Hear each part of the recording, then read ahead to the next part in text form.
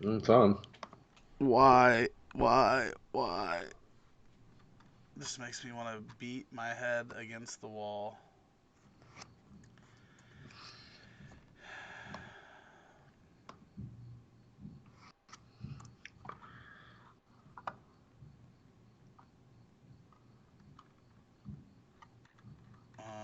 I don't see our stream in the feed. It's on Facebook at least.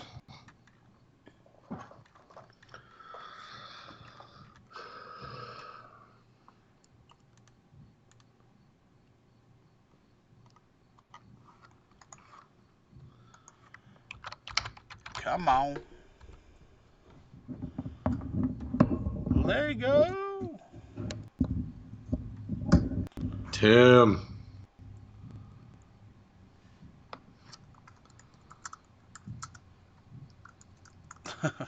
Dude, this is so dumb. You having trouble still? Yeah. Okay, let's see. What up, Tim? Okay, so that page was quicker to load, so hopefully. Yeah, we're back. We are back. BJ, Tim, how you guys doing? Let's see if we can get this to rock and roll.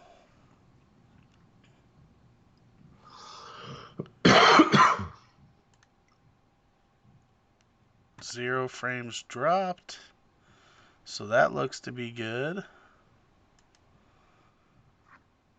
Can't beat that. I don't know if my internet's just slow or what.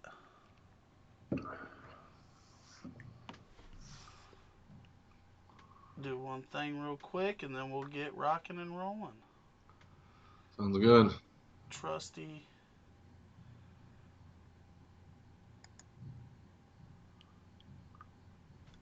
Speed looks good enough. Did you tag Paul? Yeah, he's in watching. Oh, okay. How's everybody doing out there? We're gonna start in like 1 second. Yeah, I should be good. So, all right, I'm starting recording now.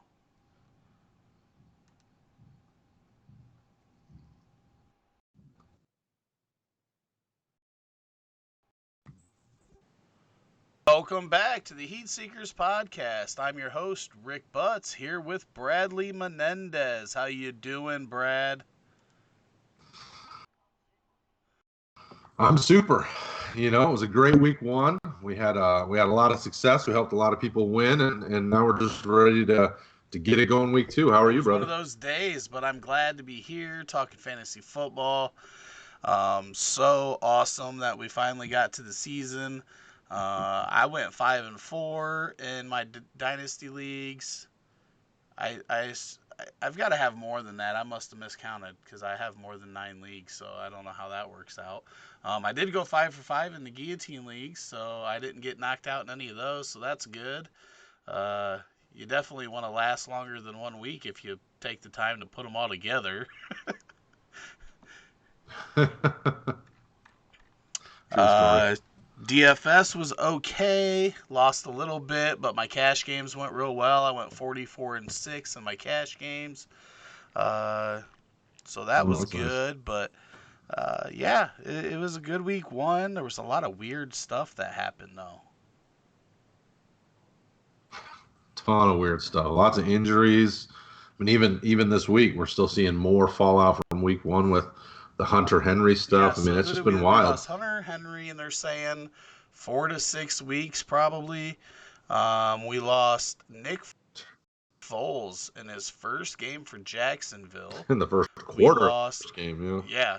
yeah, real Tariq quick. They're Hill. like Tyreek Hill. Yep, he's 6 to 8 weeks. They're guessing. Uh, Hunter, we talked about Hunter Henry. Who else did we lose? I know there's somebody that I'm forgetting. I can tell you here real quick. feel like there's somebody major that we're forgetting.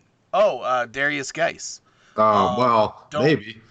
Well, he's not good enough. They've already named Adrian Peterson the starter for next week, so he's definitely not good.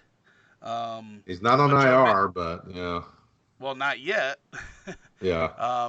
Joe Mixon might be able to play in week 2, but he also left pretty early in that game. I think he had 6 carries or something, and that was it. Yep. Um, Mike so Williams also yeah, had a knee injury. Mike Williams. Yep. Devin Funchess is So on IR. Devin Funchess was one I was thinking of. Yep. And yeah, it was a brutal week 1. We saw rookies outshine their veteran counterparts in some games. MCL sprain, probably 3 to 5 weeks for Geis. I don't know if that's official or if that's just Paul dropping knowledge. But It's yeah, irrelevant. It's Geis still is better than just Saquon, right? Geis has definitely had bad luck since his career started, and I don't wish that on anybody. Nope. Um, uh, but man, we had some really crazy outbursts. Like some of them completely out of nowhere. Other ones, guys that were expected to do it, but 2, 3 years ago, uh, just kind of coming out of nowhere. So, first off, what was the most surprising part of week 1 to you? Well, I guess I'm going to have to go with Jacksonville's backup rookie quarterback, basically completing, 90+% of his passes. I mean, Minshew threw, was it 22 of 25 for 275 and some touchdowns. I mean, he looked very calm, even though he was thrown into the game against, almost a Super Bowl contender KC. So I think that was probably the most surprising. What about you? Uh, I got to go with the passing efficiency of the Baltimore Ravens. Oh, They yeah. only threw the ball 20 times, but the numbers Lamar put up were disgusting. I like Lamar, but that was definitely not something that I expected, even against a bad defense. But the biggest thing for me was the production that Marquise Brown put up, and it looks great. And people are hype about Marquise Brown, but the dude only played 14 snaps. He only played 18% of the team snaps, and was just like, people are like, Tyler Lockett was just way too efficient last year. Um, this is only one game, but like that was that was just crazy efficiency. Um, what was the biggest like pleasant surprise of the week for you? Um, Pleasant surprise is probably, I guess I'm gonna have to go with my hometown team. Matt Stafford bounced back and didn't look abysmal like he did all of last year. I hated the outcome of the game, but at least he looked efficient in a new offense. What about you? I thought you would have went with T.J. Hawkinson in his first NFL game at tight end, Oh, the going hype was real on berserko. him. Everybody knew he was so good. So, Yeah, but I mean, he sure. did something that no tight end has ever done before in their first debut game. So I just kind of figured you'd go with him. Sammy Watkins was mine because I told people that he was going to be more involved in this offense in year 2. Um, and they look at the numbers and they say Tyreek got hurt, but I believe he had 2 of the touchdowns before Tyreek got hurt with like 150 of the yards or something. So he was an integral part of that offense before Tyreek went down, and Right. now that passing game runs through him and Kelsey. So I just loved seeing him because I've always loved the talent. Obviously, staying on the field has been an issue for him at times. Then bouncing from Buffalo to LA late 2 years ago. and then going to another new team last year. Second year in an offense that is actually prolific. I really look forward to seeing how he plays the remainder of the year, and hopefully he can stay on the field. Yeah, absolutely. I mean, this is what we expected out of him years ago. I mean, because this is the kind of talent he has. I mean, he has that stud wide receiver one talent. He just never was given enough time to develop, and I'm excited for him. I think really good, and I like what Paul says in here. I guess also Josh Jacobs would be surprising. Josh Jacobs had a really nice kind of start to his career, especially against what was supposed to be a pretty good defense in Denver. What do you think about Josh Jacobs' first performance? Well, I never, for one, while he wasn't my number one rookie this year, like a lot of people had, I never hated Josh Jacobs, and I have always been rooting for the kid because of the backstory that goes along with him. But we also do need to temper the expectations. He wasn't that efficient. It is supposed to be a good defense. Um, did find the end zone twice, uh, but the running efficiency wasn't there. So I look forward to seeing what he does this week because they play Kansas City and the Broncos play like shit in the Coliseum. I think isn't that the fifth time in a row they've lost to the Raiders there?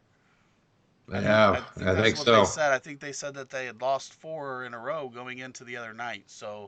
Um, so basically, I mean, I think he's going to be good, but my worry is that that offense played better against a defense that should have been better than they normally do. And if that connection, Carr looked better than I anticipated, and him and Tyrell Williams seem to already have a pretty good connection. So if Yep. Tyrell can spread that field and open that up, my worry was without AB there that he was going to be facing stacked boxes all the time. They weren't going to be able to spread the field, and that was going to make it real hard on him. And that for a young running back would be very, very bad. But if they can continue to do that on offense and spread that field and get him room to run, then he's going to be good. I would like to hope so. I mean, and with as much as they need him to be good to help keep that offense balanced, he'll have every opportunity. Yes, and Paul again, another player, and I've been saying this all off season. Okay, Case Keenum was not the quarterback for Cortland Sutton, especially in a rookie year. Joe Flacco, the Nope. one thing that he will do is he will help that downfield receiver because he will throw the ball deep. It's similar to Josh Allen. Did the same thing, saying all off season that him Yeah. and John Brown are a match made in heaven, and we saw that work out. So Sutton, Paul says Sutton looks like a future first team All Pro. I I love the talent. That whole offense last year, passing offense last year, was not conducive for any of the rookies that were in there. Whether it was him or Hamilton or Patrick or whoever it was, Emmanuel Sanders was the only one that had any success, and he was a veteran that could do things that they couldn't do in their rookie year. So I do look forward to seeing how that plays out going forward too. Um, I missed what PJ asked about. I just see you So saying, PJ wanted to, as we move to news and notes, PJ wanted to talk about AB, so I knew we would get to that in the news and notes. um, yeah. So I mean, we can jump into that. I wanted to get some of them surprises out Okay. of the way. Um, Got to be really careful what you say about this whole situation because people like to put words in your mouth. They like to turn things into things that you things you say into other things instead of just taking what you say as it is. Um, I have no idea whether he really did these things. There are things that, we've seen how crazy he can act. So I wouldn't be surprised if he was guilty. I wouldn't be surprised if any athlete was guilty. I was just saying on a post we were talking on last night. um, there's this Netflix documentary, and I don't know if it just dropped, but I just seen it this past weekend, and I watched it, and it's about a high school in Ohio where two of the players raped a girl, and it seemed like the whole city was trying to cover it up to protect the football program because it's one of the bigger programs in Ohio. And you see these guys get away with stuff all the way from high school, especially at these bigger schools that have big programs, Mhm. all the way through college and through the pros. So literally, if any athlete, it came out that they did something like this, it would not surprise me. And I don't care who it is. I don't care if it's him. I don't care if it's Julio Jones. I don't care if it's uh, J.J. Watt, who I never would imagine doing it. But I, these guys are in a position, they think that they're above the law. And it would not surprise me if any of those, if anybody was guilty of something like this.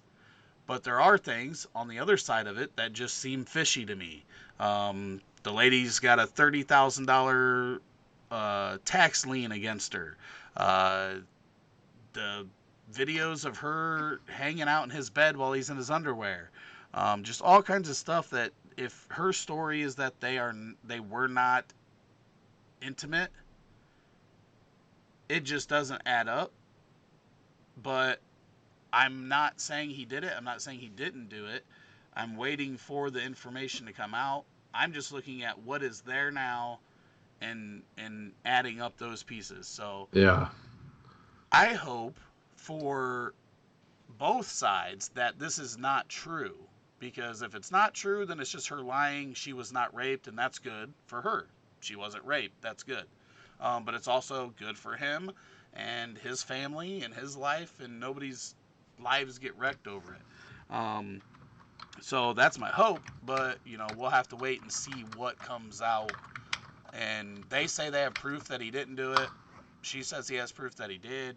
Well, we're gonna have to see what this proof is.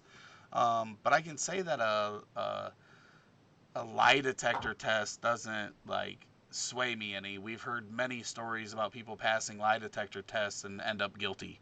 yeah. Well, and that's a tough thing. I mean, in these situations, everybody knows that high profile athletes are easy targets. And one that's as bat crap crazy as this one, is a higher target because he's putting himself out there with all this different stuff that he's doing. Whether he did it on purpose or didn't do it on purpose, it's irrelevant, Right.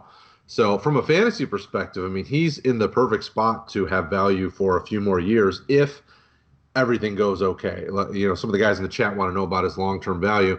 If this dude can stick around in New England, like he would easily bump Edelman out and kind of be that guy that gets just tons of targets and gets a lot of stuff over the middle, and he's got the speed and the ability to break it off just like Edelman did, but at a higher rate because he's just that much better of an athlete. So, I would try to target him just to see what the owners would sell him at.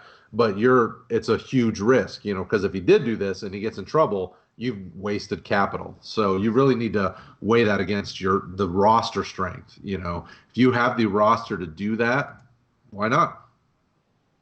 Yeah, and that would be my advice. I'm going to gauge what people are doing with him myself. It's definitely a high upside play, but the ultimate floor is whatever you give up, you just lose and you get nothing in return. So you have to be willing to take the good the bad with the good if you're going to make that deal.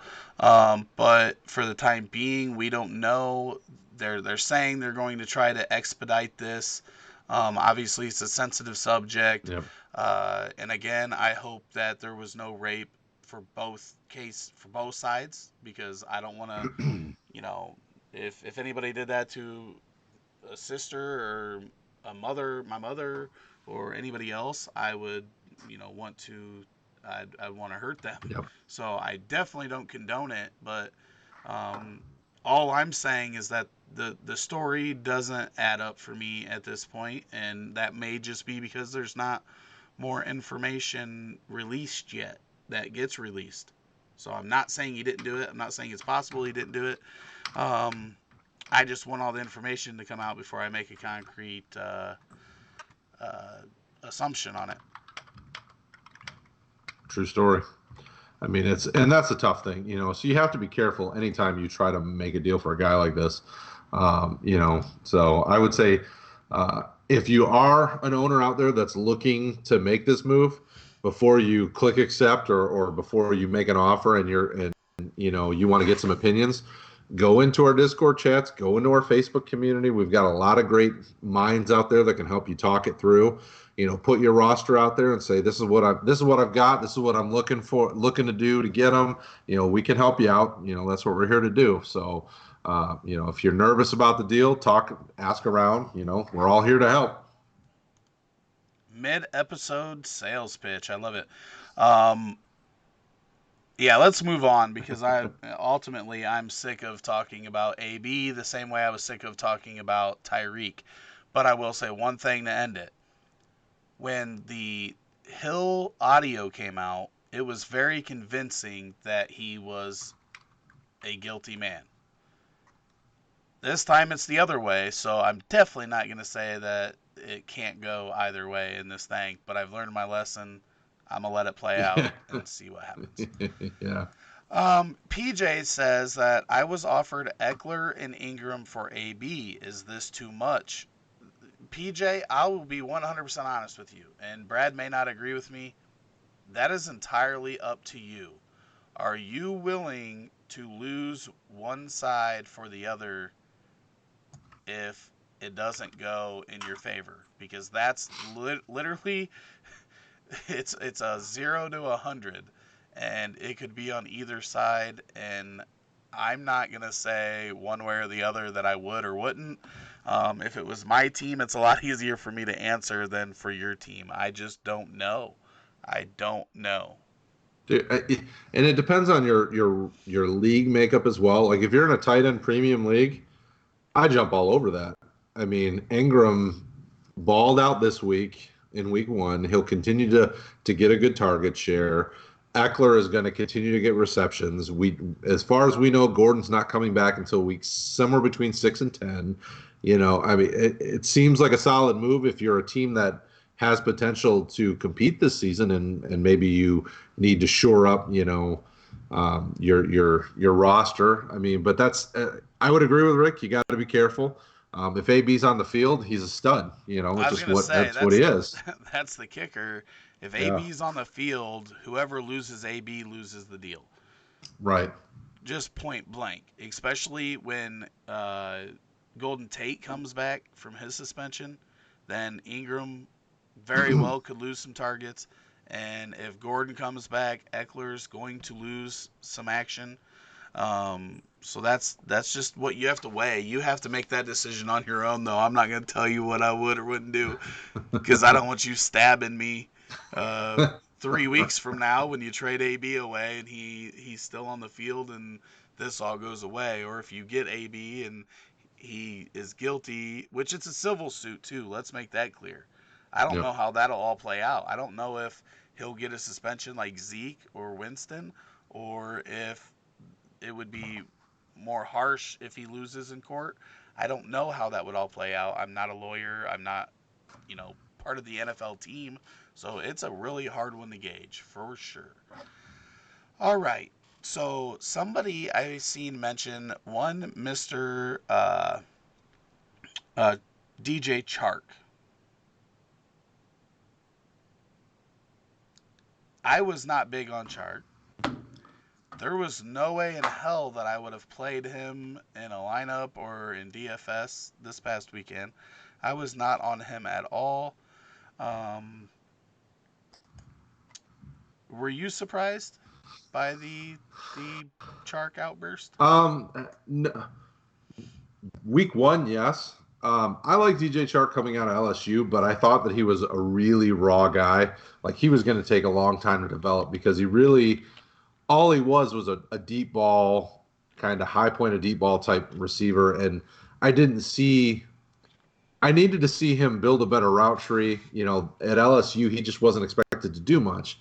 So I was nervous that it'd take him a while. So yeah, definitely week 1. But I liked him talent wise. I mean, dude's huge, 6'4". He's super young. He's only 22.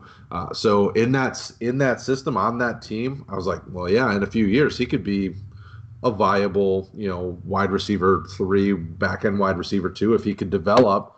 Because he was a decent receiver. He just, LSU was a terrible team last year. I mean, they didn't have a quarterback, so it's not like he could throw himself the ball. Yeah, so week 1 was the week of players that I've hated on going berserk because Mr. John Ross did the same thing. Yeah, I was never a huge John Ross guy, but he balled too. Um, so you think that, or you were surprised by that outburst by Mr.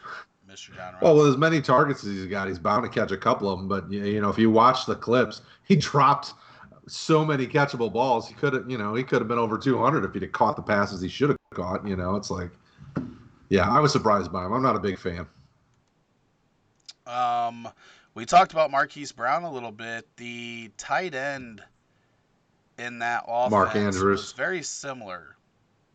Well, yeah, I knew his Oh, name. I'm I sorry. was I was leading up to that. Mark Andrews, who I do like, also had a big day. Big day. But I can't not be concerned because I've been telling everybody for a year that Ebron does not play enough snaps. Now, Mark Andrews was snap limited in his rookie year, which is not to be unexpected. But I expected that to jump in year 2, especially with Max Williams leaving, and there was another one that left, and they no longer had 18 tight ends. But he only played 42% of the snaps. So he had 8 targets and 7 catches, I think, 108 yards and a touchdown. Very efficient day. Um, I could have those stats wrong, but I'm pretty sure that's what it Yeah, was. he caught every pass But thrown his way. maybe it was 7 for 7 for 108 or Yeah. whatever it was. But it's worrisome because you want your guys to be on the field. If they're not on the field, they cannot catch the ball or they cannot tote the rock or whatever it is. If it's IDP, if they're not on the field, they can't tackle a guy. If they're not on the field, then that hurts. So I'm a little concerned. Obviously, Miami is just horrific. Um, is this guy going to get more snaps? And if so, um, will he be able to be more consistent? Any thoughts on him? Um, I've always loved Mark Andrews. I targeted him in every league I could last year, and I think I own him in almost all of my leagues. He, well, the issue I had was they took a guy who was already on the downside of his 20s in the first round last year, and he didn't have the athletic profile that Mark Andrews did, and he wasn't as good a receiver as Mark Andrews was coming out. And like, it didn't make any sense to me, and we saw it last year. Hayden Hurst was hurt, and Andrews looked better. We saw it in week 1. Hayden Hurst played and got, I think he got more 56. snaps. Yeah, I thought he had. 56%. So he had 56% of the snaps and looked putrid. Like he just didn't look as good. So I see this not being an anomaly, and I'm not going to say he's going to get 100 yards and touchdown every week, but he's going to grow in his snap count every week. It's got to. He's just a better tight end all the way around. Well, I think their love with Hurst is, the blocking, and he's probably a better blocking tight end, and that's what keeps him on the field more than Andrews. It just sucks. It sucks because I Yeah. think if Andrews was, let's say, let's think of an offense where he could be right now, that would be, you know, let's just imagine Kittle's not with the 49ers. Oh, Like, he'd could be he have huge that there. same upside in that offense? It just sucks because I think that he's a hidden gem that could not flounder. He's probably still going to be a back end tight end 1, but I just feel like there's so much upside being missed by him not being on the field. Um, Paul says, not an Andrew fan, but in fairness, that game was over by the second quarter. Maybe he had an unannounced injury and they sat him when it got out of hand. I know he was still rotating in later in that game. I don't know if he was much in the fourth quarter. But I know that he was rotating in still in the late in the third quarter. But that is true. But this was something that we did see last year, so Mhm. I hope it's going to change for sure. Um, but Paul also says Waller was a nice surprise. I was partly surprised because he looked so damn good. Um, I was not surprised that he was a big part of the offense because that offense ran through Jared Cook last year. When AB left, I said the first person that I thought got a boost was Darren Waller. Um, so not surprised by the volume, but definitely surprised by just how athletic and how good he looked. What did you think of Waller? Yeah, I mean, Waller, back when he was, because when he started his career, he was with, they expected him to be kind of their next big tight end, even though he had a lot of, as we saw in Hard Knocks, he had a lot of substance issues back then. I expect him to be successful. I mean, Terrell Williams is clearly their number one target and most, probably their He's best their best. option at this He's point. their best option. But Darren Waller, there really doesn't have a lot of competition to be the second best option. I mean, what is Hunter Renfro going to be a better on him? Hunter Renfro's tiny with a dad bod. I mean, like he's not going to be able to handle the heavy abuse like Darren Waller can. Darren Waller's a monster. I mean, the dude's huge. Um, so he can handle those over the middle, kind of middle of the field type catches that they're going to need him to do because Terrell Williams will be going deep. I mean, Waller opens himself up to be highly targeted as the season goes on, as Derek Carr trusts him more, and I like him. I mean, solid upside guy. Yeah, I mean, there's not a lot of room for more targets. He was pretty heavily. I think He he had was, 8. yeah, I think he was. Um, but I mean, between him and Williams, like that passing offense is going to run through them. And the really good part of that whole thing, if you're a Waller or Tyrell owner, is that the Raiders led like the entire game. I was I don't surprised. see them. No. I don't see them doing that, leading health with a healthy lead for the entire game, maybe, but 1 to 2 more times this season, if even possible. I think they have the hardest, like one of the hardest schedules in history or something, uh, this year. Yeah. Like Let me. they're going to be trailing and they're going to be throwing the ball because I think they threw it 26 times, but Carr was like 21 for 26 or something. So he was very, very efficient. Um, but they're going to throw it more. So I think there's even some more upside. I've always liked Tyrell. The year that it was his second year in the league, and Mr. Allen went down early in the season. Mhm. He went over 1,000 and caught 7 touchdowns, and was a younger receiver then. He actually looked better on non-sprint routes. Yeah. Like normally you just see him run downfield with the Chargers, and he actually looked better on some the whole route tree rather than just deep balls. So, uh, what other news and notes did we have? Because I feel like we just kind of zoomed past some of that stuff. We didn't mention that Quincy Noon was been put on IR with another injury. Another neck injury, Yeah, which another that neck is injury. 2017. He had that surgery for the bulging disc in his neck, and then this is the second season that he's had to end with that. So Could be a season, that's a career ending. troublesome. That could be a career ender. That's sad. Um, the Charger with Hunter Henry's knee injury. The Chargers brought in a couple of tight ends because they're really trying to figure out what to do now. Luke Wilson, Will Tye, a couple of guys that never really been hugely fantasy relevant, but names that have popped up over the years. Those are kind of the big news that came out today. Um, the Giants re-signed T.J. Jones, wide receiver. Still not positive whether or not Sterling Shepard goes this weekend. They're hopeful, but we got to keep an eye on that, especially if you're a guy who's expecting him to be your starter. Those are kind of the big news that came out this afternoon. Okay, so here's a question for me. Cody Latimer is a guy that has been, hyped at different points for what seems like 6 years. I don't know how long this dude's been in the league, but it seems like, for it's got to be close to 6 years, man. Cody Latimer stats, because I think he spent 4 years with the. Yeah, he came in 2014, so this is his sixth season. Yep. But he went 3 for 74. Didn't have a touchdown, but scored 10 fantasy points.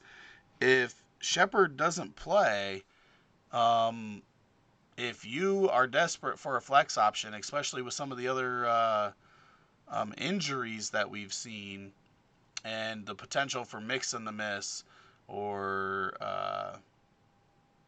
with Sterling missing and some of the other guys that we talked about, he may be a guy that is flex worthy. Um, son of a bitch. This week. He could, yeah, he certainly could be. The It's going to be tough. I mean, they've got an uphill battle this week. The Giants are going to face another tough test. So, but they'll probably be behind again. So they're going to be throwing it a lot. So, he's got some potential. I mean, I'm not sure how excited I'd be about him. He's going against the Bills defense that kind of shut down Sam Darnold pretty well. So you just kind of have to be careful there. But, he's always Oh kind of hung yeah, yeah, around. yeah, yeah. Don't even think about plugging this guy in because he's gonna have. I mean, if he's playing in Shepard's spot, he's going to be the number one receiver, and they are going to have White on him, and you don't want White on Cody Latimer. So No, shut him I down. forgot they played the Bills. Take that right out of there. In 2 weeks, maybe they have a better matchup. Who But I knows? think isn't Um, Golden Tate only suspended 2 games? yeah, but I don't know. Yeah, Yeah, I yeah, think he's only Tate's two only out games. 2 games, and then you've got, I mean, Sterling Shepard's kind of been a week to week deal. So Cody Latimer, round 2 in point per special team tackle leagues. Yeah, I mean he's not a guy that excites me, but they're lacking so many options there. But right, if Tre'Davious White is on him, then I don't want it. true I story. don't want it. Um, Jamison Crowder, like 84 targets in game one, 73 receptions for 49 yards. Uh, did that surprise you at all? Well, I mean, the way that they had a tough matchup. Again, they faced Buffalo week 1. We knew Robbie Anderson wasn't going to do anything against Tre'Davious White, so somebody had to catch those passes. And Chris Herndon suspended, so they don't really have a really valuable tight end. Somebody had to catch him. I mean, you couldn't throw Lev Bell couldn't carry every rush and catch every pass. So I don't expect that on a weekly basis, but it's nice to see. I mean, coming out, Crowder was supposed to be a pretty talented receiver, and he just never lived up to. So maybe this is a better position with him. What do you think? Yeah, he definitely had some injuries in his time with Washington. They had quarterback turmoil like every single year after, with Cousins and Griffin, and Cousins being psycho one day and good the next day, and uh, Cousins wanting to go downfield. I thought Alex Smith was going to be the great quarterback for him last year, but then they both ended up hurt, so it didn't work out. Did not go well. Um, uh, 18 targets is just a Insane. insane Mm, amount. 14 receptions. He had 99 yards, so I was exaggerating with the 84 not targets, by 72 much. catches, and 49 yards. But I mean, he averaged 7.1. I would expect him to be in like the 8 to 10 target range in most weeks. Uh, as a ceiling, he's probably not going to see 160 targets. I wouldn't think. Yeah. But I could be wrong there. Uh, but this dude is going to do that 7 for 50, 12 points. And then when he falls into the end zone, he's going to give you a good week. It's just how many times is he going to fall into the end zone with Lev Bell and Robbie Anderson and Herndon when he gets back? That would be my major concern. Maybe he does start getting downfield against, defenses that aren't as good as the Bills. So I'm kind of like lukewarm. Like I like Crowder for PPR purposes, Mm-hmm. but is he going to be able to get down the field a little bit more than 7.1 per catch? And I guess we'll figure that out when they play some defenses that aren't pretty stout. Yeah, yeah, I would agree. Um, so Um, Somebody in the chat asked if we had any predictions on David Montgomery's usage in week 2. I'll let you go first. Do you want to make any predictions? well, it's got to increase. He was the only good running back. I mean, like Tariq Cohen did fine catching passes out of the backfield, but Montgomery did what we expected him to do. When he got in there, he was breaking tackles just like in college. He looked well with the ball. They've got to increase his rushes. I mean, Mike Davis did not look nearly as explosive, and he certainly wasn't he wasn't putting guys on the ground like Montgomery was. I would think you'd have to increase his workload, but Matt Nagy didn't do it in week 1, so who knows? What do you think? Well, here's my thing. The Bears' game plan for Green Bay in a 10-3 game was one of the worst game plans I've ever seen. It was bad. You cannot run the ball 20% of your plays in a game like that. Like, it was just abysmal play calling. They didn't even attempt to establish the run. Even Green Bay, who was less successful in the running game, like per rush, um, ran the ball 40% of the time Mm-hmm. against a stacked front line. Like, you have to establish the run. It helps the rest. One, it helps your passing game. But two, it helps your defense because it helps keep them off the field. It was just a very poorly called game by the head coach. Still a young head coach, so hopefully be better. Even if they double and we see 40 to 45% run game, uh, he's going to get the majority of the work, just like he did in the first game. They only ran the ball 12 times. Only 11 of those were by a running back. Mm-hmm. We had a you know, a 4th and 1, and we decided to give it to a wide receiver, kick returner. Just dumb play calls. But he had 6 out of the 11 from the running backs. Um, I expect around 15 carries and normally 3 targets. There were a number of plays where uh, the Bears looked like they were going to run the ball with him, and then they had false starts. Yep. I mean, this was a team that was just horrendous when it came to the penalties. Yep. They, I know they had at least 5 false starts, and they had 12 all of last year. They had a 1st and 40. There's nothing else to say. It was very, very bad. So I expect there to be more usage. I expect, like, on a weekly average, or him to fall in between like 13 and 18 touches. And then towards the middle of the year, I feel like he's a guy that could be getting 20 plus on a weekly basis between receptions and carries. Mike Davis is going to fade back a little bit. Right now, he's the better pass blocker. And when you pass the ball 80% of the time, you have your best pass blocker on the field. So Right. it Oh, okay. See, I love this. I love when the chat's, live, man. We get some of these questions. I would rather answer what you guys want to know about than come up with something that you might want to know about. So, PJ says, how do we feel about the Browns' offensive start? Should we be worried? No, I mean, I know the hype train went off the rails this off season, but you got to give the guys time to gel. Just like we talked about with so many of these other teams, when you don't work together in live game action in the preseason, in week 1, I don't want to say I'll give them a mulligan, but it's going to take time for them to gel. Um, what it tells me is that I don't think they're a Super Bowl contender immediately, but you know, at this point of the season, the only ones that really are the Patriots. So it's like it's going to take time, but I think I wouldn't be worried about this. You just gotta now in 6 weeks, if they're still struggling considerably, and you start to see some complaining from guys like OBJ, that's when I really start to get a little nervous because if you don't keep the divas happy, they go off the rails. Well, first off, and obviously one game doesn't, solidify anything. Right. Um, I think that one, this Titans team is better than people give it credit Oh for yeah. being. Yep. And I know that we've talked about it numerous times on the stream.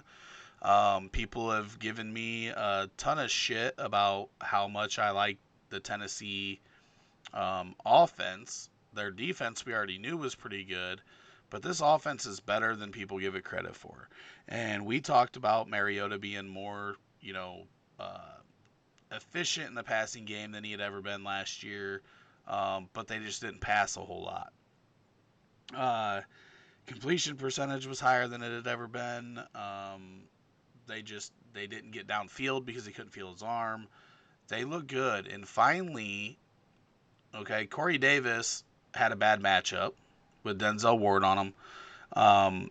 The rest of the offense came through. Delaney Walker played really well. A.J. Brown played really well. Um, Derrick Henry had good numbers. It started out slow, but then he had that 75-yard reception, which we're not going to see very often. So don't start chalking that one up. Yeah. But they ran the ball better, and that opens everything up. Just like I said, it's not just the Bears that need to run the ball more. You establish that run, you make it easier on your quarterback. Um, and then, you know, on the Brown side, there's a lot of moving parts. There's a lot of egos. I mean, Baker and OBJ have enough ego to fill, the football stadium. So they're gonna have to get on the same page because that's what it is. It's not a lack of talent. It's. I don't know that it's the coaching. They need to get over themselves and play football and quit worrying about everything else. OBJ worrying about a watch. Like nobody gives a shit if you wear a watch. Why do you care? Play football. So I think that's what they need because they have an opportunity to be a really good team. I still wouldn't be surprised if they, went far in the playoffs because they've got talent on both sides of the ball. But, week one is week one. It's one of 16, one of 17 weeks, one of 16 games. And I don't read too much into it. I said it wasn't just when I said don't overreact to one game in the post, it wasn't just the Bears that I was talking about. Yeah. It's about this is week one of the NFL season. We've seen all kinds of weird stuff happen. It happens for one game and then never happens again. We've seen receivers have huge games. We've seen Peyton Hillis have an entire season and then be nothing. So don't read too much into week one. We're on the week two now. Shit's starting to get real already. We only got, you know, we, we already got people hurt. We're trying to figure out who to pick up on the waiver wires. You know, we made a trade yesterday. Already making trades to make our teams better.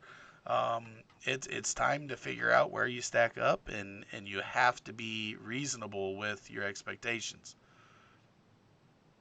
Got kind of a tough one. I traded for Jackson today, so who should I drop, Winston or Brissett? Winston. If I say anything here, I'm going to get in trouble and get in an argument with somebody. Well, So I would choose Winston because I trust Brissett's decision making way better than Winston. okay, so here's the thing, and this is the way I look at it. If you keep Lamar and you keep Winston, you're keeping two high upside, really low floor players.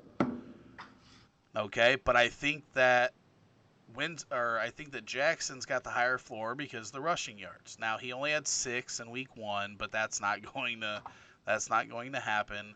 Um, if you keep one of those guys with Brissett. Then you've got Brissett, who I think is going to be a higher floor. Mm-hmm. I think he's going to be more consistent. Um, and then you've got your boomer bust guy if something goes wrong. So um, if I did that, I would also drop Winston, or I would try trading Winston first if I could. If anybody still believes in him, I know some people do. Um, he said we only got 16 weeks until Rick starts begging us for Debbie. Now I don't beg anybody for any knowledge. I go out and get it myself. I'll just say that right now. I don't ask anybody for anything. I do my own studying and I come to my conclusions, but I don't need to watch college football to figure it out because college football means zero when it comes to the draft. Or else they wouldn't have the combine, they wouldn't interview these kids, they wouldn't do all the stuff that they do to figure it out because they can watch from the field.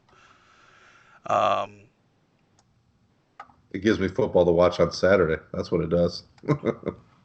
well, no, I mean I watch college football, but I'm not taking what I see on the college field No. as written in stone. Yeah. We see guys drop every year. Yeah, they looked great in college. They look great at the Senior Bowl. They look great at the combine, but for some reason, they're going in the fifth round. Like, you know, there's stuff that we have, no matter how much we watch, no matter what. There's guys that we see. Ronald Jones looked great on tape at USC, but when you look at USC's offensive line opening up the, parting the sea for him, Yeah. then there's a lot of stuff that you don't know. Can the guy take a hit? Oh wait, he gets hit by a cornerback and instantly falls down. Like that's not good. So there's just a lot of stuff that goes into college game. There's a lot of factors. Who are they playing? The strength of their teammates, the strength of their opponents, the strength of their quarterback, the strength of their line. There's a lot of things that goes into it that you can't really gauge accurately, and that's why even the NFL scouts miss so much and miss so many guys that we see come in drafted in the top 10 and then never do anything. Yeah. True story. Um, Thanks, fellas. I was leaning Winston. The only concern whatsoever with Brissett was the heavy run game with the Colts, but y'all made my choice a lot easier. They are going to be a run heavy team. We did agree that Mm-hmm. with Luck retiring, that um, Mac is going to be a monster and get a lot of touches. But I don't expect the Colts to. I expect the Colts to be playing from behind some. I don't think they're going to be as bad as people thought, but No. I do think that, especially in their division, I think Houston's a better team now. I think Tennessee has the potential to be a better team, and they are going to be trailing and throwing the ball quite a bit. Um, okay, I'm not going to argue with who looked good, who looked bad, because for one, it's all in the eye of the beholder. I never liked Rojo. The plays that he looked good on, you could just see that they parted the sea. Um, but I mean, the pro scouts can't even figure it out. So I'm not gonna act like I know more than they do for sure. Um, Yeah, that's a tough thing. I mean, when you listen to Arians talk, he talks them up. I mean, he talks up all three of them. All three of the running backs are really good, and then he talks about how well he likes them. Obviously we saw week one, it was a split. I mean, everybody got some action, and that's probably going to be how it goes depending on the game plan. So 1 week Peyton Barber will probably look nice because he gets more touches. 1 week Rojo will look good. 1 week Dare Agawambawale will look good. I mean, it's like I'm gonna just whatever. call him OG. That's what I'm gonna call him. He's gonna be OG. OG. Do you know what the rank was snap wise with those running Uh, backs? I can tell you No, here in a don't second. look it up because I know it. I was just asking Oh, you if you knew it. I don't know it off. I think Rojo got something like, oh, and I don't know snap count. I don't know snap count. Okay, so OG led the backfield in snap percentage. Well, Then it I'm went glad I traded for him.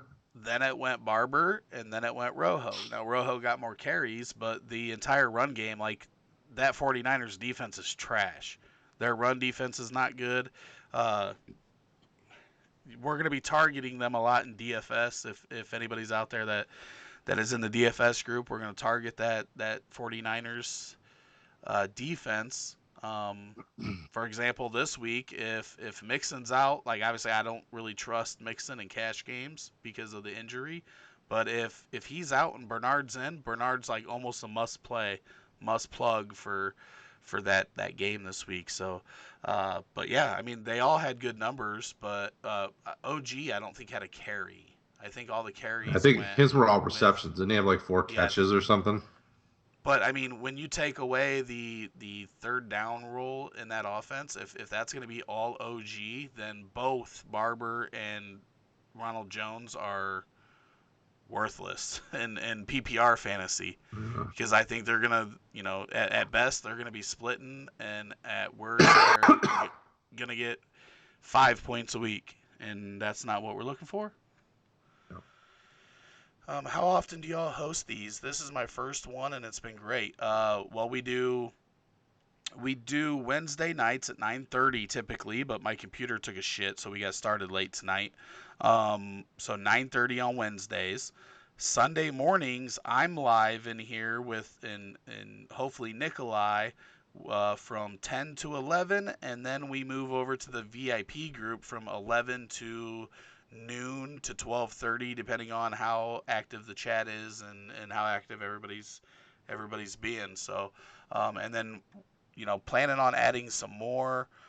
We do more during this off season, but obviously Monday, Thursday, and Sunday are out of question during the season. So maybe Friday night when I'm not, if I don't have plans doing anything, I'll jump on some Friday nights or Saturdays also. When you also But want to thanks, keep, Isaiah. yeah, I was going to say, you also want to keep tuned into our YouTube channel because we're constantly posting stuff on there. We do start sit videos, we do reactions, we do player breakdowns. So it isn't live streaming, but it's a lot of video content you can keep up with. Yeah, absolutely. And the VIP group is for anybody that subscribes to the site. It's $2.99. You get the ADP data that we put together. The new mock drafts are going to be starting up for September, and we are adding in 2020 draft picks. So we're going to start adding those to the ADP so you can start getting an idea on how those are being valued compared to the players. And then it's $2.99 a month, and then you get into the VIP group. So Sunday mornings we do that. I'm gonna try to do some more. I'm gonna try to do some DFS stuff if you're a DFS player. Thanks, brother. Appreciate the like and subscribe. Rotoheat.com, buddy. We have a lot of good articles on there too. So there's a lot of information out there, and I'm glad you liked it, man. Okay, so let's get into week 2 real quick because we're at about an hour. Are there any like spots that you're looking at? Any guys that are fringe players that you're worried about their matchup? Just anything like that. Is there anything that you're looking at so far for week 2 that kind of either has you excited or has you worried?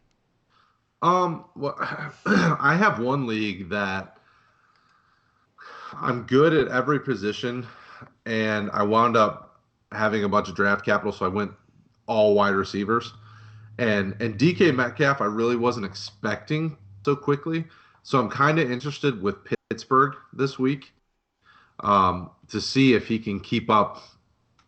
I haven't looked at his snap count, but the dude was targeted like 6 times, and he caught most of them. He was 4 for 89.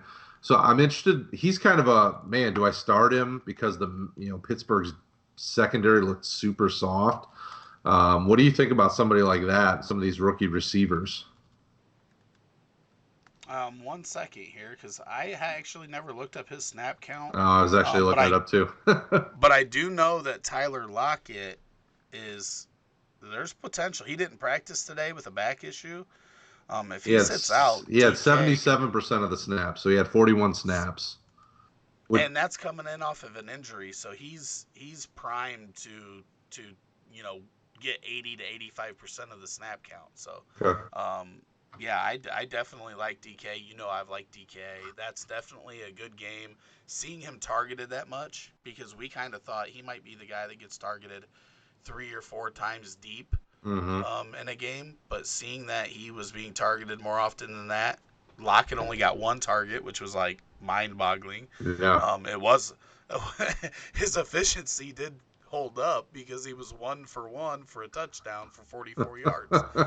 So it was pretty good. But yeah, DK, I'm definitely excited. I hope that continues for sure.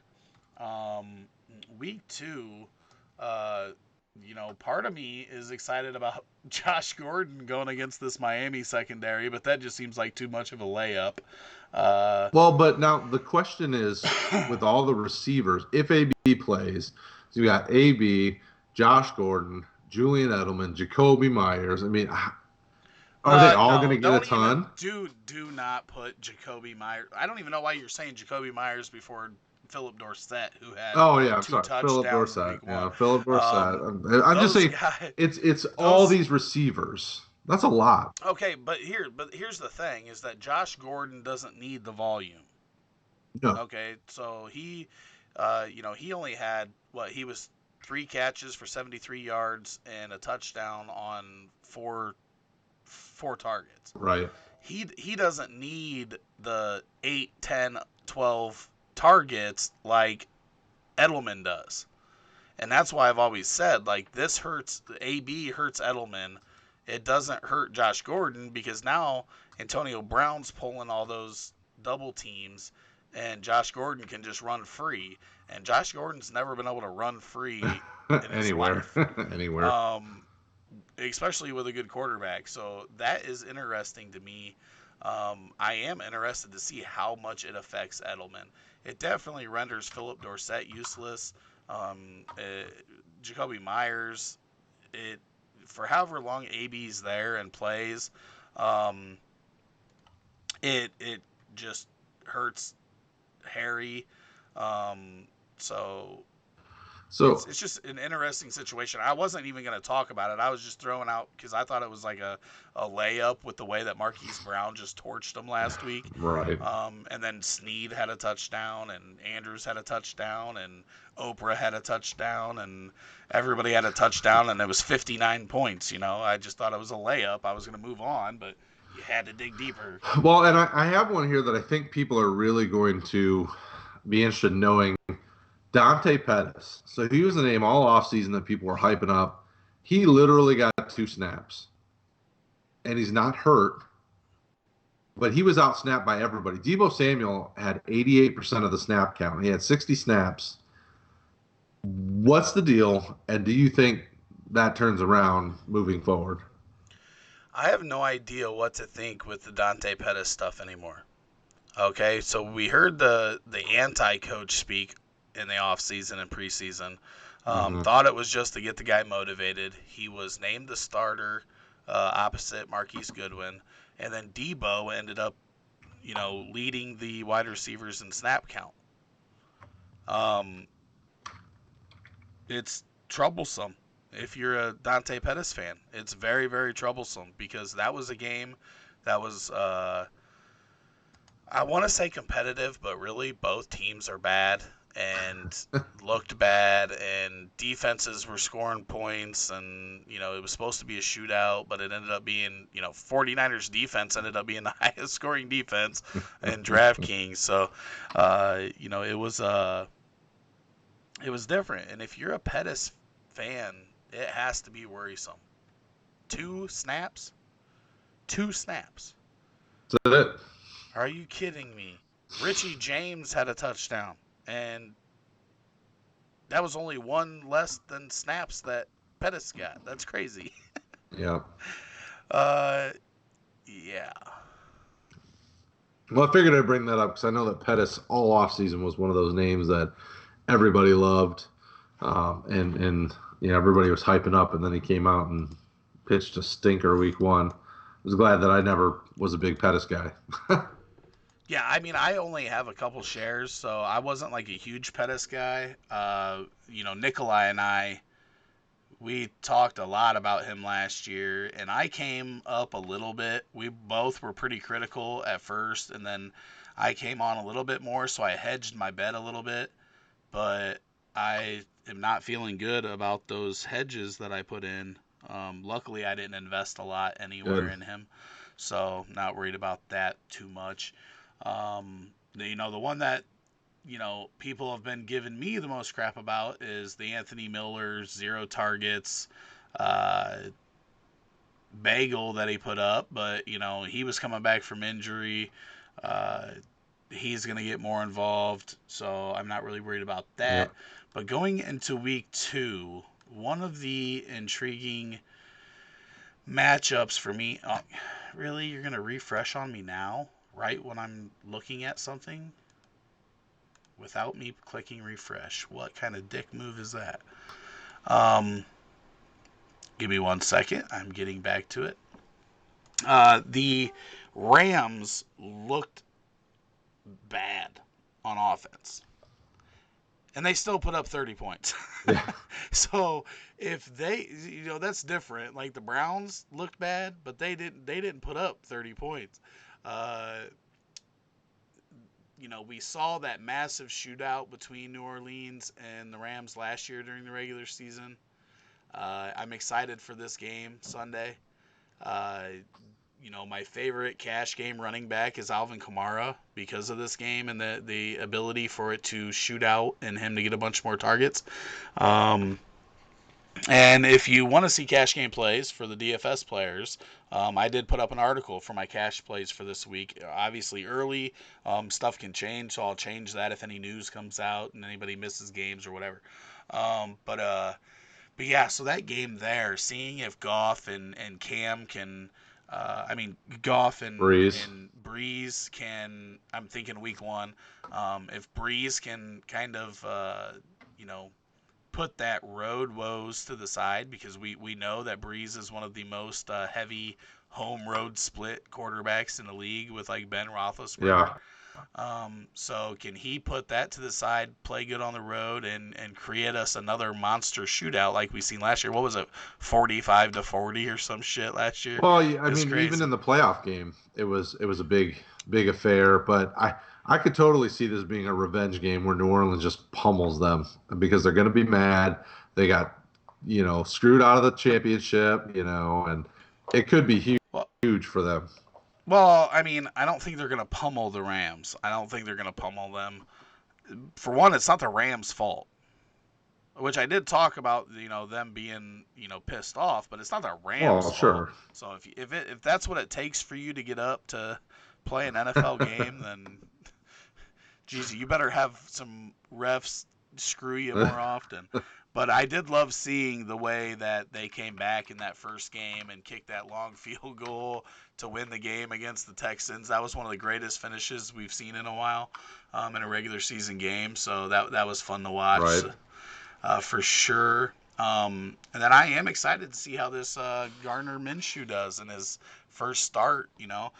Doesn't seem like this guy's got any problems with confidence, uh, and he's got the stash to prove it. Oh yeah. And apparently he does the workouts in the locker room to prove it too.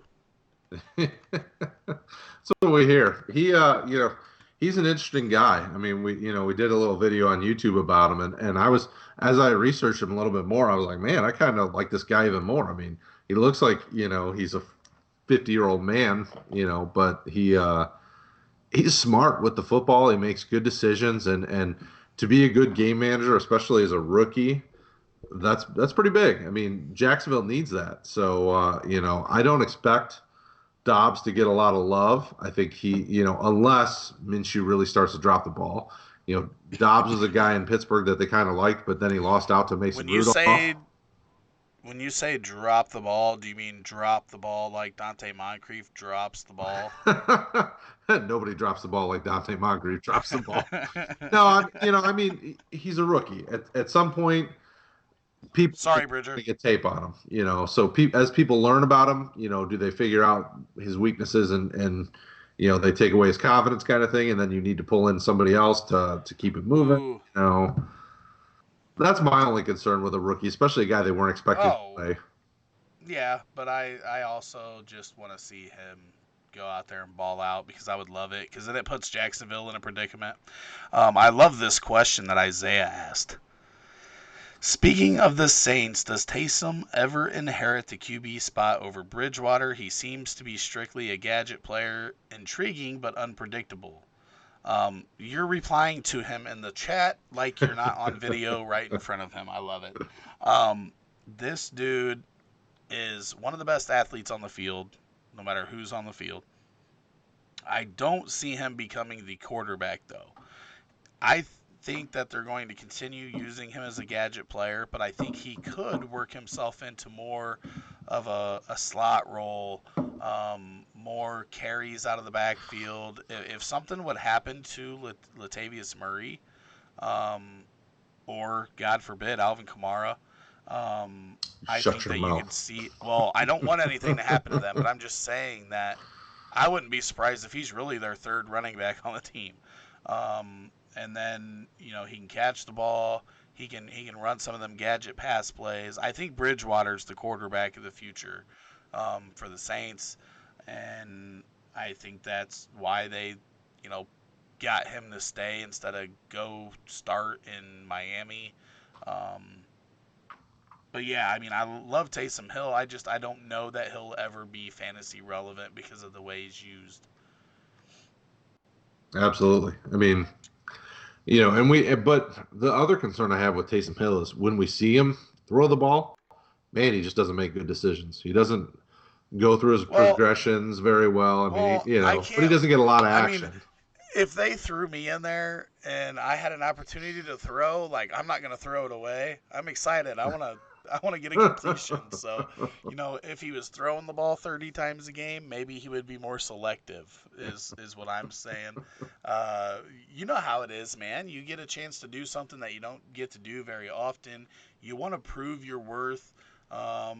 And you want to prove that you're more than a gadget player. See, that would be the thing with Taysom Hill. He probably thinks, people don't think I can be a quarterback, so he forces stuff that he shouldn't. But they also take that risk putting him out there, and putting him in that position. But he's such a great athlete, though. He's fun to watch. I mean, he was plowing some dudes over in the game the other night. So I do like him. He is fun to watch. Anything else that I'm missing for week 2? Um, let's just run through these games real quick. And gosh, dang it. Um, and if there's anything that sticks out to you that you want to see, just say. So the first game, Buccaneers Panthers.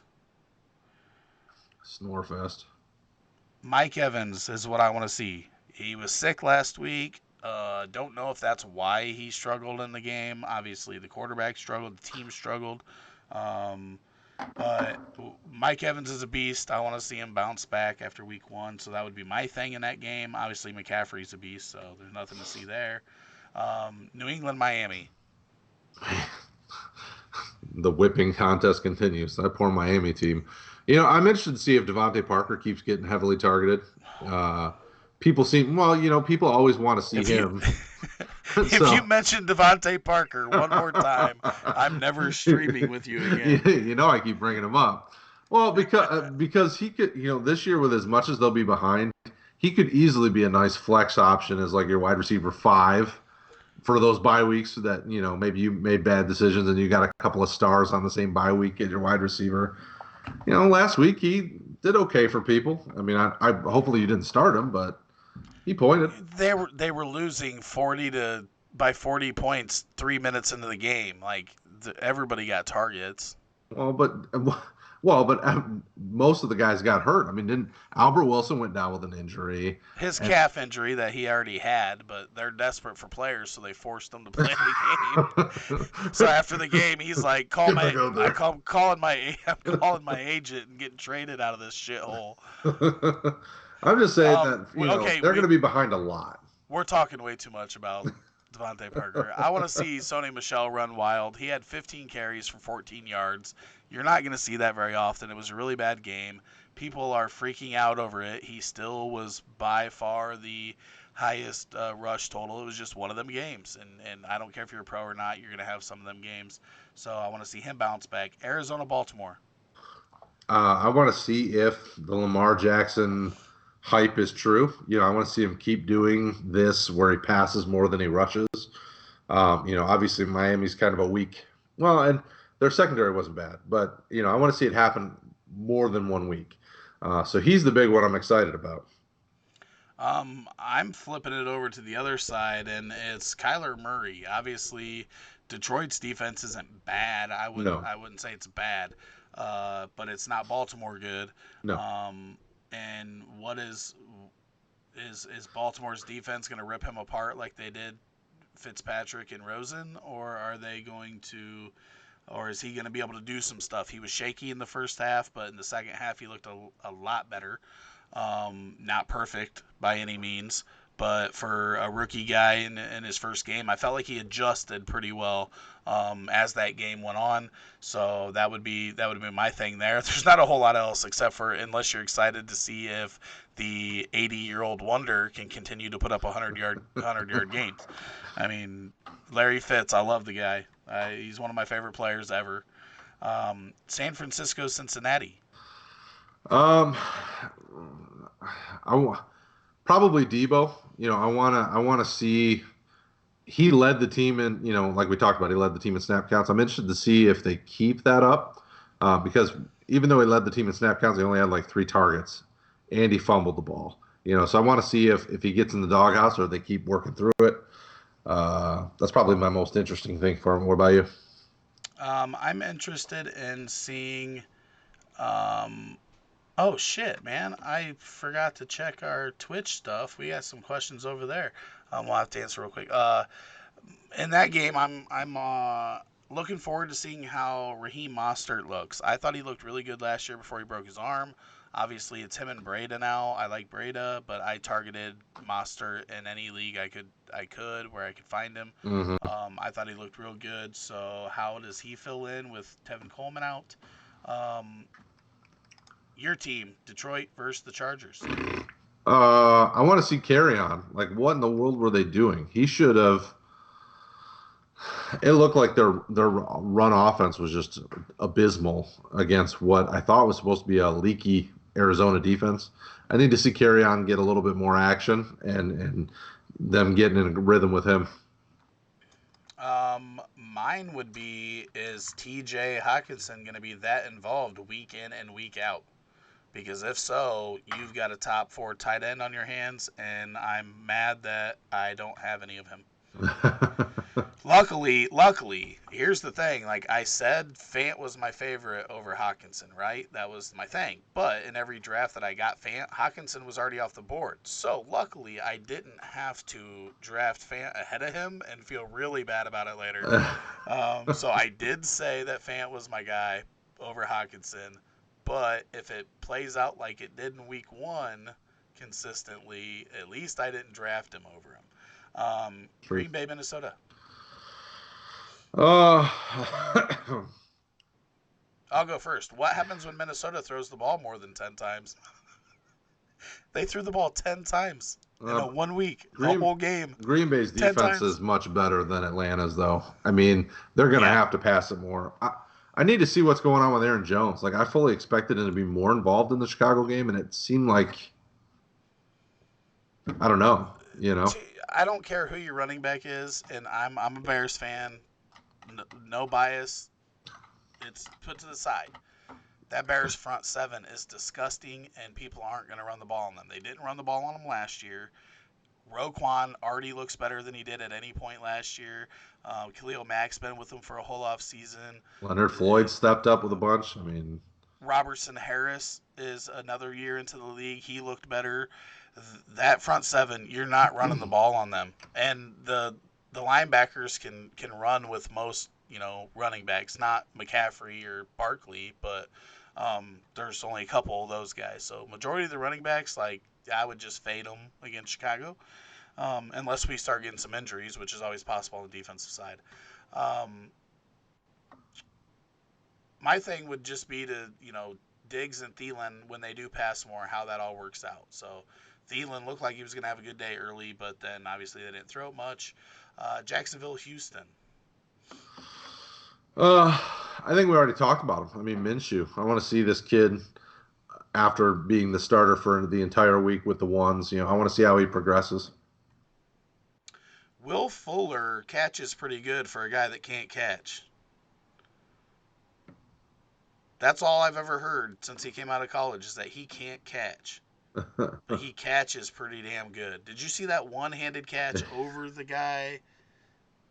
What are you shaking your head about? You don't think he catches good? No, no, I've never been I've never been a fan or not a fan. Like I was always just kind of like I didn't trust that he could stay healthy enough for a full Well, season. that's So I always kind of just said, you know what, I'll let somebody else take the chance. But he that's looks definitely good. not out of question.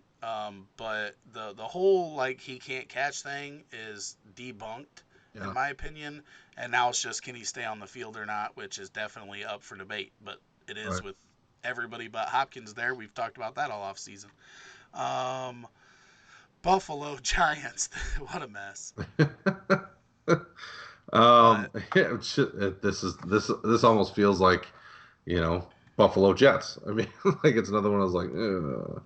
I want to see Josh Allen and John Brown again. I want to see yep. how that relationship develops because they looked good in week one together. Now they just need to, get a little more consistent and not.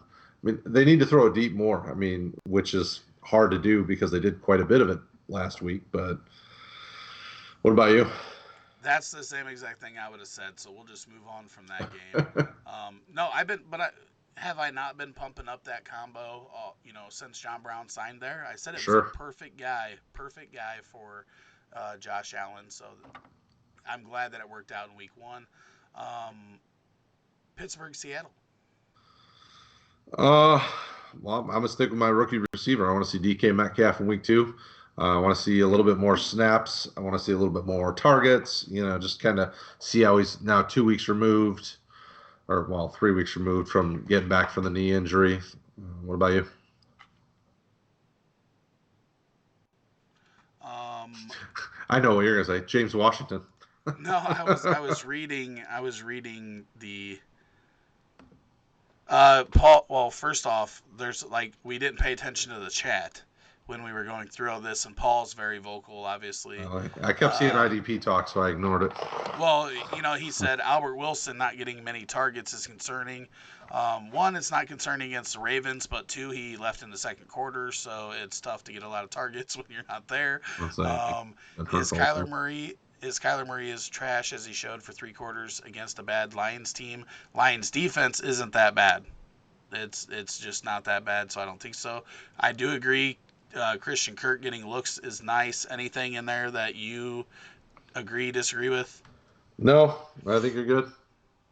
Isaiah says would like to see Isabella contribute. I say I would too. Brad's too busy on his phone watching Pornhub. No comment. No, I mean I was never a huge Isabella fan, but it would have been nice to see him get more action than Keyshawn Johnson. I was even less of a fan of Keyshawn Johnson. Zaire Alexander looks like Revis could be a Diggs week. That's IDP I chatter. just well, I just don't know how I don't know how that Minnesota offense is going to do.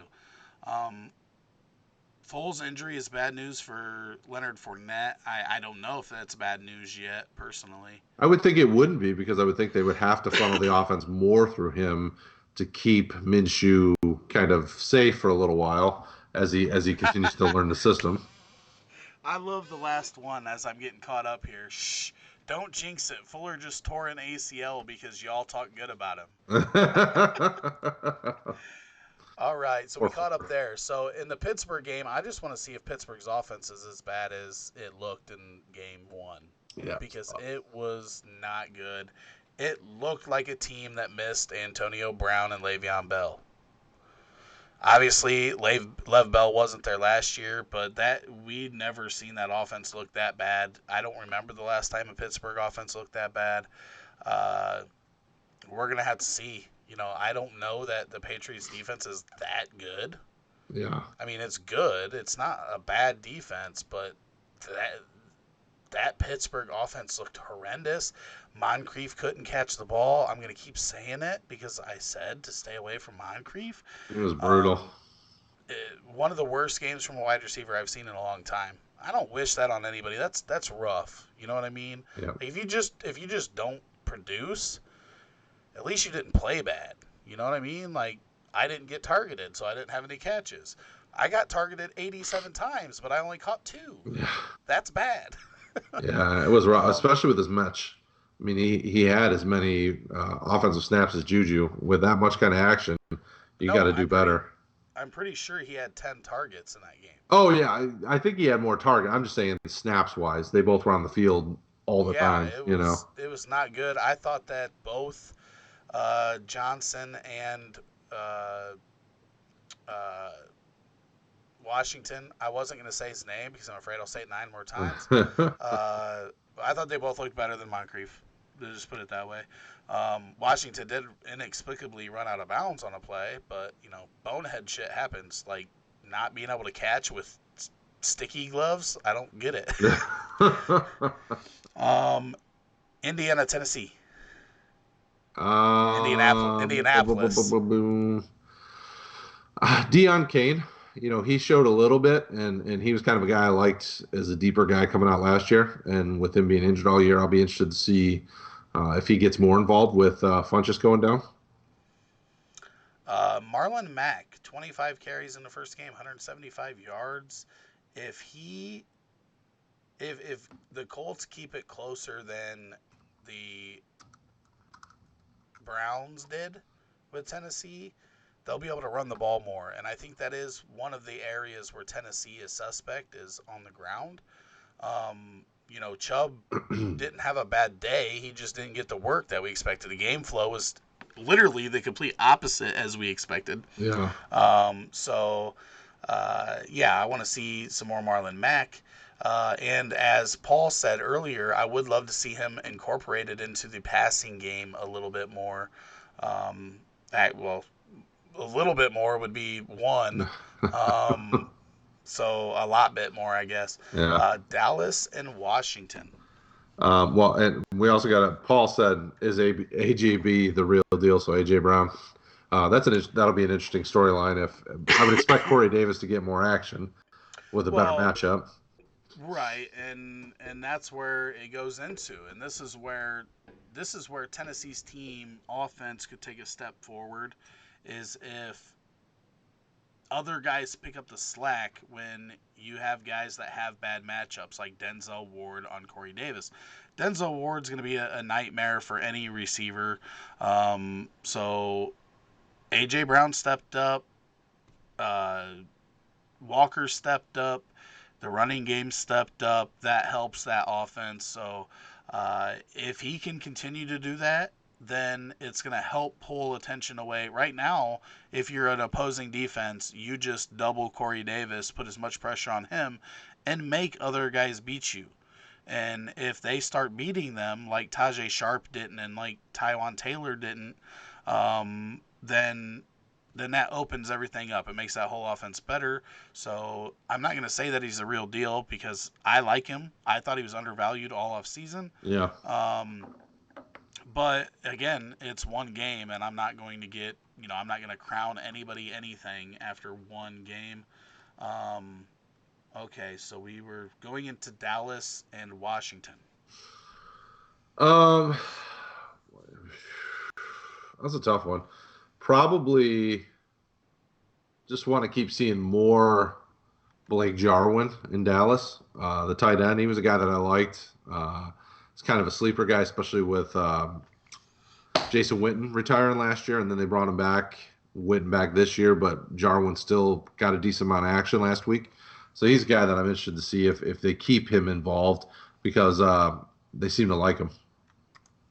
Titty Boy McGee, are you still over on Twitch? I'm so upset that I missed the Twitch chat.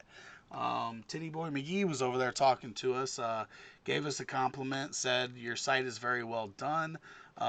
Jedi Steve 50 said full PPR flex Galladay, Dede, or McLaurin. I'm going Galladay. Yep.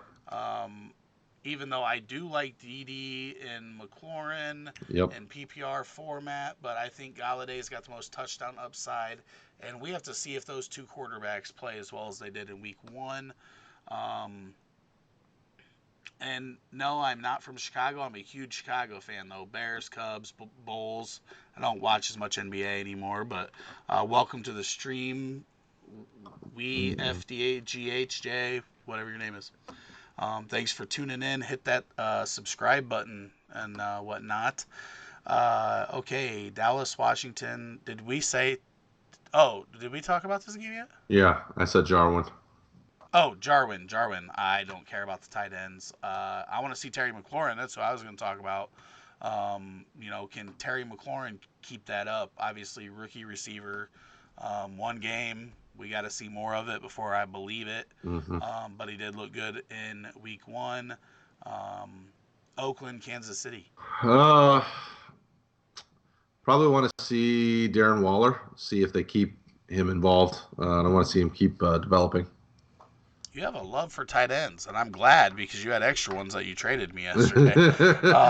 I did take about a dozen of them in our draft. So Sammy Watkins is my boy, and I want to see him just continue to have success. So that's where I'm at in that game. Chicago and Denver. well, this is a softball, but David Montgomery, they need to get him more involved, and I want to see it. So this is the interesting thing for me. Chicago's offense is better than what it looked on opening night. Denver's defense should be better than what they looked on opening night. So it creates this weird conundrum going into week 2 where are either of these going to look better than they did in week 1? But if I was Joe Flacco, I would fake a hamstring right now because if Oakland puts that much pressure on the Denver line, then Flacco's career might be over after this week. Well, and I would think you could think similarly about Trubisky. I mean, Chicago's offensive line looked like a sieve against Green Bay, and Denver's going to come. I mean, Vic Fangio knows that offense. He was there last year. Flacco can't run though. Well, no, Trubisky can run around, but Von Miller, Bradley Chubb. I mean, that defense is disgusting. I know, but I'm not saying that they won't sack him. Oh yeah, and I'm not. But Flacco just has to kind of stand there and die. Right. Where Trubisky can at least move a little bit and whatnot. We try to run away. Have that with Flacco. It's funny watching some of the slow guys run this week. There was one play where, which quarterback was it? It was one of the early games, but they were like, he took off running, and who was it? And they were like, oh, back in '88, this would have looked like a great play. But now with all the running quarterbacks, it doesn't. Saints, Rams. Probably the Rams receivers, just as a whole. They really, I want to see that offense, figure out what's happening, why they look so bad against Carolina. Was it just preseason lack of action, or is it something going on? Yeah, I don't think there's anything going on, but the thing that I'm interested in is obviously Gurley still got work. He still played the majority of the snaps, but the weird thing was that I expected him to continue playing in the red zone. I figured he would be their biggest red zone threat in the running game. That ended up being Malcolm Brown. Mm-hmm. Did we not tell you to not overvalue Darrell Henderson? You mean Darrell Henderson didn't get 2 rushing touchdowns? Darrell is the 3rd running back. We told you this way back when. You guys kept overdrafting him. Listen to us. Malcolm Brown snagged them 2 touchdowns.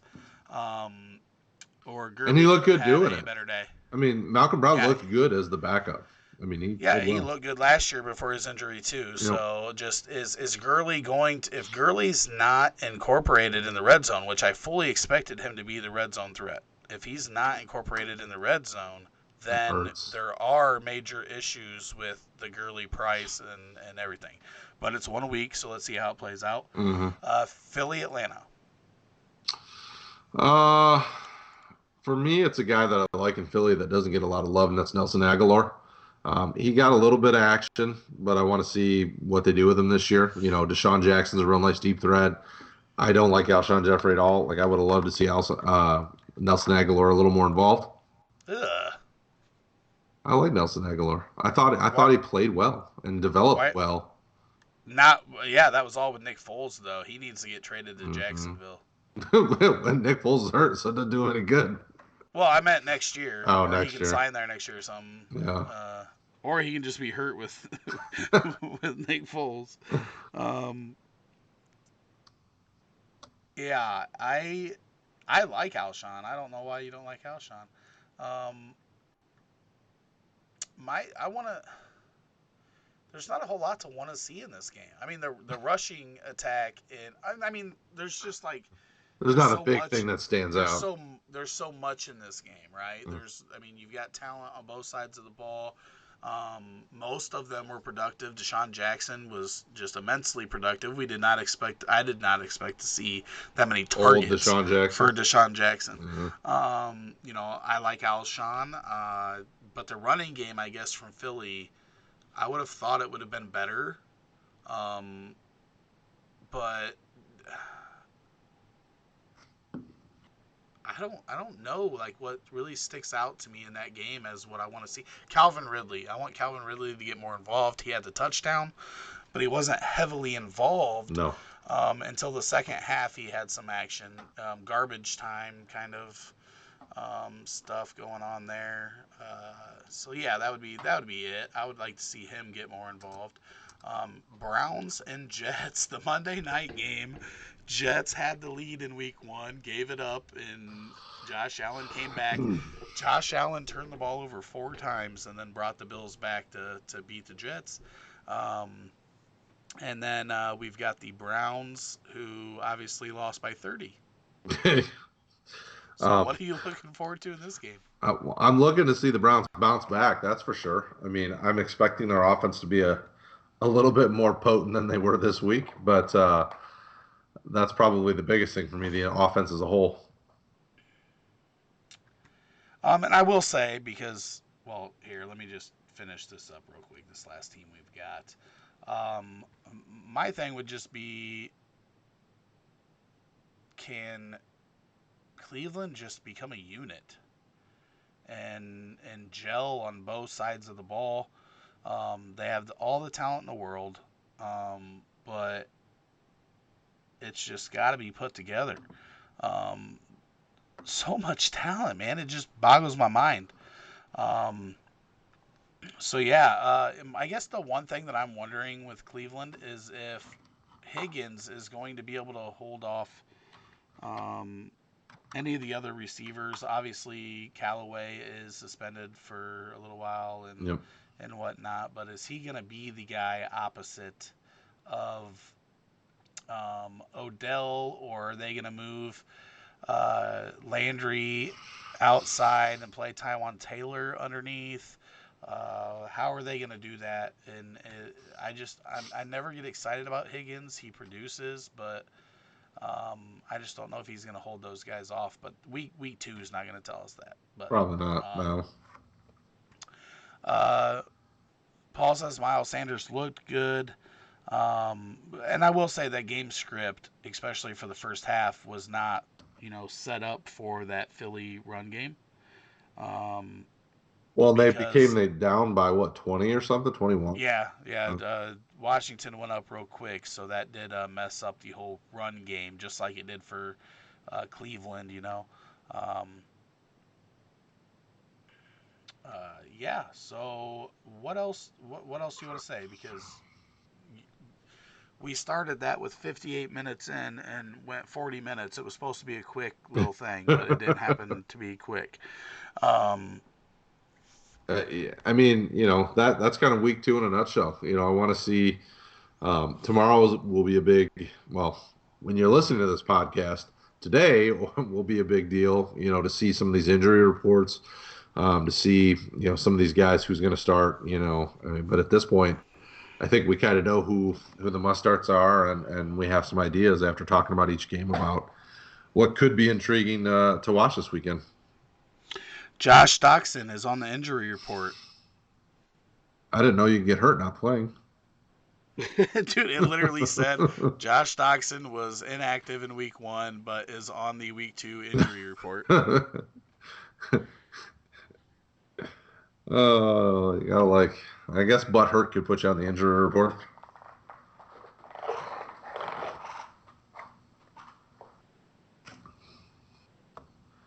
But I mean, that's kind of is what it is. I mean, tomorrow night's game should be interesting. Let's hope some of these guys can bounce back because week one was rough for both teams. Yeah, and if you want to talk DFS, get on over to the Discord chat server and let's talk. I've been trying to get people to talk DFS with me, and it's been really quiet. So if we would have chatted, I would have been able to help you make some money in week 1. Let me help you make some money in week 2. There it is. Okay, so give the sales pitch and let's get the out of here. All right. So thanks everybody for hanging out with this episode of the Heatseekers. If you watched us, thank you for watching. If you want to check us out as a podcast, we are on all the major platforms, whether it's iTunes, Google, Spotify, Podbean, Stitcher, all those. You can check us out over there. Don't forget to go to www.rotoheat.com. We post divisional breakdowns on a weekly basis. Rick's got his cash game stuff up there. We got all sorts of different content that's coming up all season long to help you guys out. You can also check out all of our social media pages from rotoheat.com. You can like and subscribe our YouTube channel where we're doing some start-sit videos. We do player breakdowns. We did a lot of recapping week 1 stuff. We got a lot of good content creators. And if that being said, if you are interested in getting into the fantasy football community as a content creator, go over to rotoheat.com and shoot our faithful leader Rick I believe there's a sign up there where you could get joining in. We would love to add some folks in to talk fantasy football. We got a great group and we're always looking to expand and add some more guys. Rick and I would love to have more folks to chat with here on the live streams. That being said, you can find us over on Twitter. You can find us on Twitch. You can find us on YouTube, Facebook, Discord. I mean, we're everywhere you want to be. So thanks for hanging out with us, guys, and we'll talk to you again soon. Yes. Later.